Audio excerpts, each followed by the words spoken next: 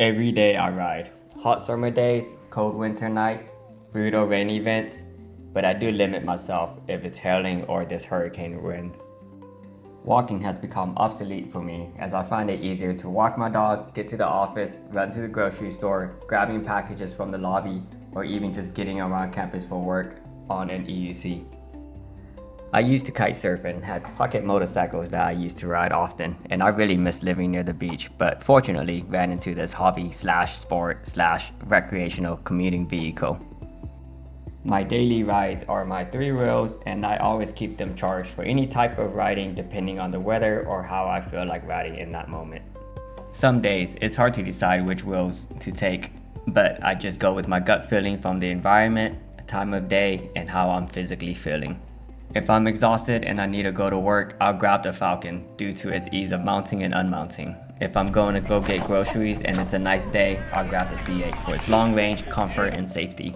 If the weather is wet at all, I'll grab the Falcon since I don't want to deal with the C8 getting wet, as that is my most important vehicle.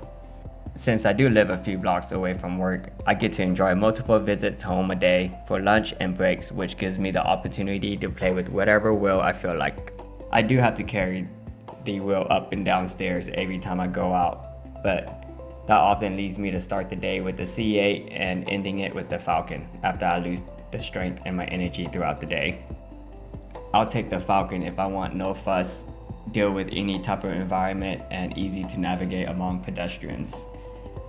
I even took it through a flooded parking lot at 3 a.m. for work. When you have an EUC as your only means of transportation, it really pushes your ideas of what you are capable of when you need to get somewhere. This began when I first moved into the college campus and lost my newly paid off BMW Z4 to a malfunctioning oil indicator that I oversaw. It eventually started knocking and eventually ended in an unsettling thunk in the engine on my way to the dealership to sell.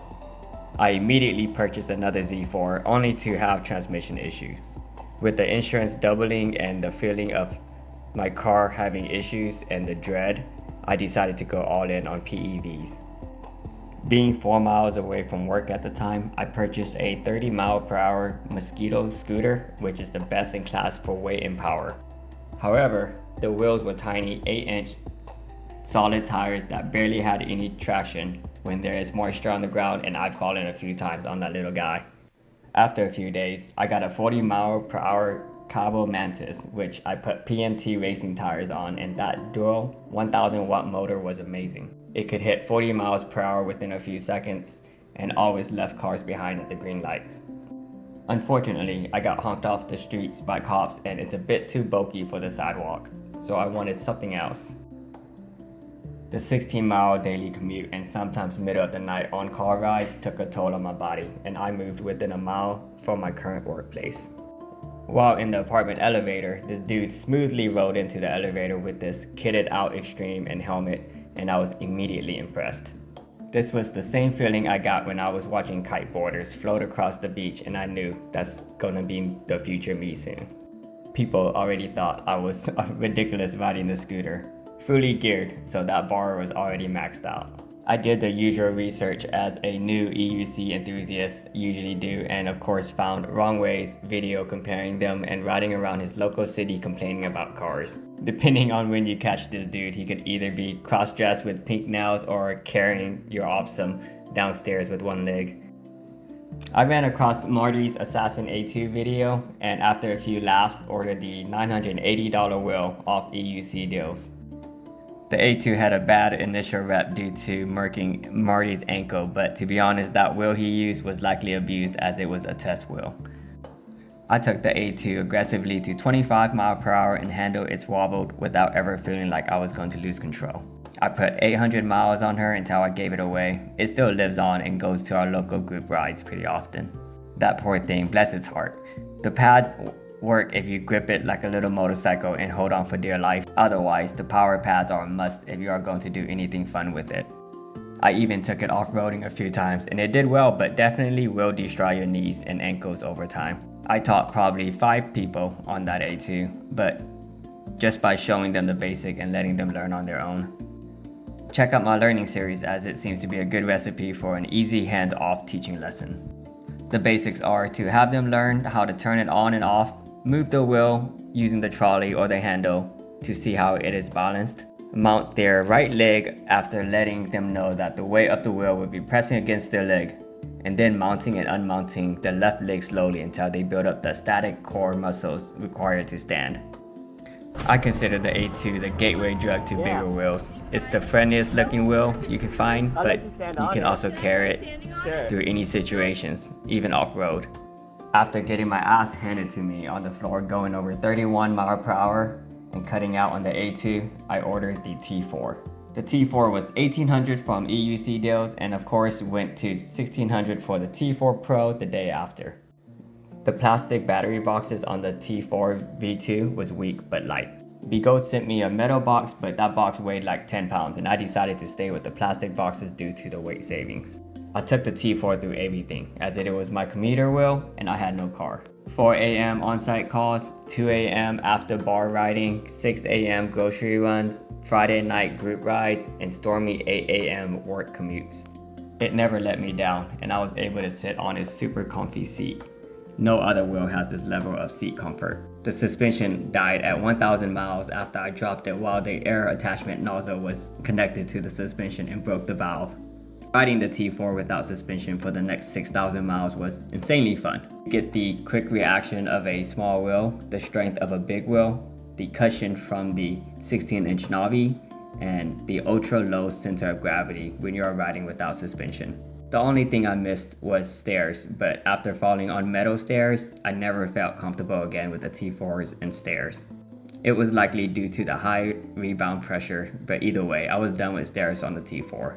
The T4 is probably the only wheel where people went out of their way to say, "Nice ride."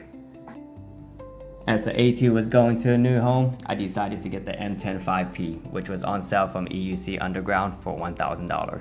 I checked out a few reviews and got the wheel within a few days. After 7 miles, the motherboard gave out and I cut out going 5 miles per hour. After 2 board replacements, I was able to confidently ride it again without worrying about a cutout. The Mten5p actually opened up a new level of riding I was not expecting to go through. I really didn't care for doing tricks or riding backwards, but the small wheel just naturally allows you to open up different movements. Besides flying around at nearly 30 miles per hour on this, I was also starting to enjoy the slow, high agility riding, especially on boring dog walks. Ice wasn't even an issue, and I got to enjoy and play with all the different type of PSI and pedal hardness that I wouldn't feel on bigger wheels. This wheel is my walking replacement wheel that can also punch up to 30 miles per hour in an instant. You really don't know what it is like to fully power a 10-inch wheel with power pads on a Samsung 50S battery until you throw on power pads and spend a few hundred miles on it. This is easily carryable, and lifting it downstairs or using the trolley is very easy and quick. The best thing about this wheel is that it is legal-ish, since it looks like a weak 750 watt wheel compared to the one wheels. One day, this may be the only wheel we can ride, as bigger wheels are getting impounded and the P6 is giving EUC a bad reputation on the street. After 2 years of beating up the T4, I ended up giving it away and replaced it with the C8. I lost the seat, but I gained an amazing, compact, stealthy, and industrial-looking Tron wheel that feels like you're riding on a luxury Bentley suspension. Going 40 miles per hour isn't important to me than going 0 to 25 and looking like the wheel isn't a toy but a commuting device.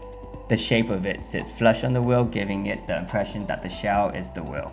The street tire also hides the beefiness compared to the T4. As I took it out through late nights, it gathered a lot of attention, but the right type.